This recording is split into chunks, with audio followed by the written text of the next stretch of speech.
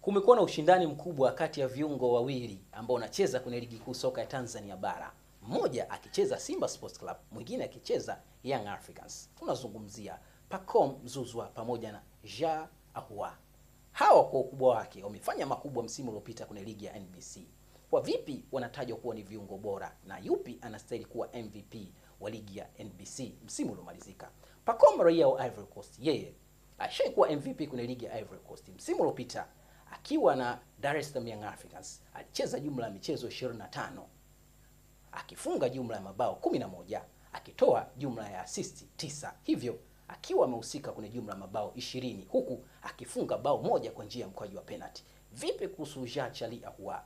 Yeye takwimu zake zikoje? Ahoua yeye alicheza jumla ya michezo 27 ya NBC msimu uliopita, akifunga jumla ya mabao 16, akiwa kama top scorer kwenye ligi ya NBC, lakini akitoa jumla ya assist 9. Hapa wamelingana.